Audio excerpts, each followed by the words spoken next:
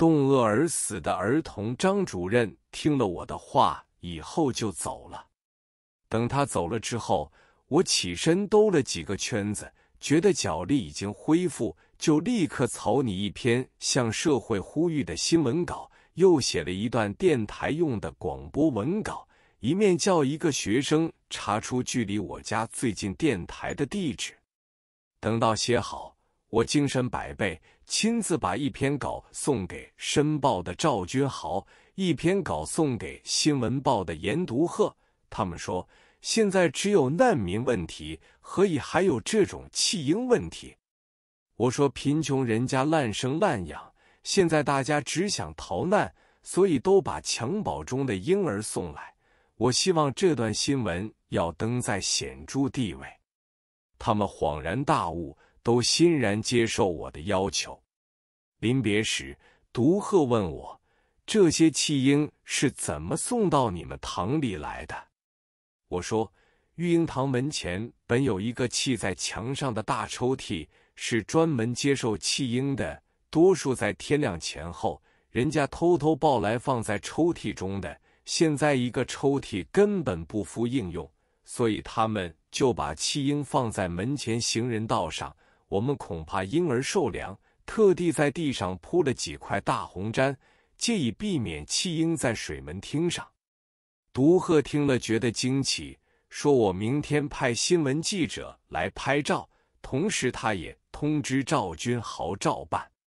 我一路走，觉得精神越来越旺盛，一口气走到第一个无线电台，找寻主任，给他一份广播稿。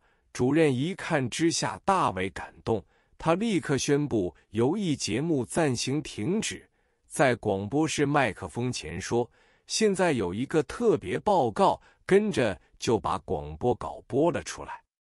接着我又跑了2家电台，也同样的接受了我的稿件。第4家要我亲自播送，我除了照稿讲述之外，还补充了几句话，要求大家送小铁床，声明我们没有人去取，要送的人请自己送来。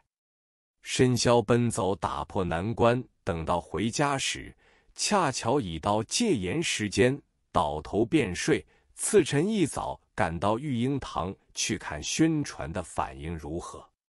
张主任果然已排好了4张桌子，第1张桌子是收捐款的，捐款的人很多，亲自送来的小铁床已有几十张，堂内拥挤不堪，我就请大家把小铁床放在大门外阶沿上。张主任见了我微笑相迎，大家忙着处理一切，也来不及谈话。只见陆丽华出出入入，指挥女童军维持秩序，一点也没有倦容，令我心中暗暗佩服。大家忙到中午时间，张主任特地备了一些酒菜。他说，昨天你请我，今天让我来请你，作为庆功之宴。我说，好的，我们一面饮酒，一面轻谈各项事宜。我匆匆饮了3杯酒，吃了半碗饭。正在这时，外面有一对衣饰华贵的夫妇昂然而入。那位先生先问谁是堂长，我就起立款接，料不到他一开口都是厉骂之词，说是我以为育婴堂总有相当规模，料不到如此破败，房屋旧，家具旧，婴孩连床都没有，排在木板上，挤在一堆，像什么样子？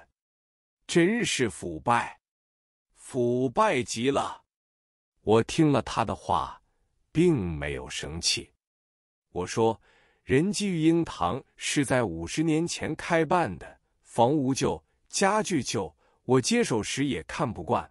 本来我们只预备经常收容100个婴儿，平时经常不足此数，现在一天要收到几十名，所以弄得连小铁床都不够，这是事实。在我接办时，就想要将旧屋拆掉，全部家具换过，现在乱糟糟的，既缺人又少钱，一切谈不到。说罢这话后，已经陆续有公益、童军、主任、书记，客人进来要我逐一解决问题。那对夫妇反而看呆了，坐在一旁静静地等着不走。我在办公桌前应付一切，忙个不停。有一位邵万生南货铺的小东主拿了4种奶糕的样子来给我看，要我选一种，我就选定浅红色的一种。他问：你何以选这一种？我说：这是我设计的，在奶糕中掺入赤豆汁，以防脚气。奶糕价钱，我和你父亲争执了好久。我当时说过积财不如积德，不知你父亲是否生气？他说：我父和你争执一场之后，已改变态度，只要你选定一种，他可以无限制的供应，1个钱都不收。全上海能做奶糕的工厂，只有我们一家最大，所以我们才敢接受。我听了满面笑容地说：好，好。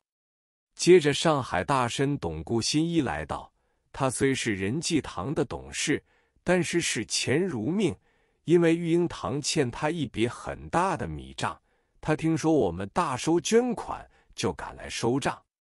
我见了他啼笑皆非，既客气又严厉地对他说：顾老伯，这几天你们送来的米品质恶劣，掺入了无数细沙白粉，明明是4号杂米，而你开的价钱却是2号白米的价格。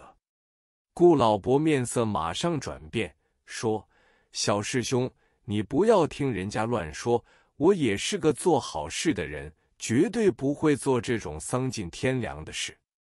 我笑了一笑，就叫张主任把淘米淘下来的沙粒杂志拿出来，请这位顾老伯过目。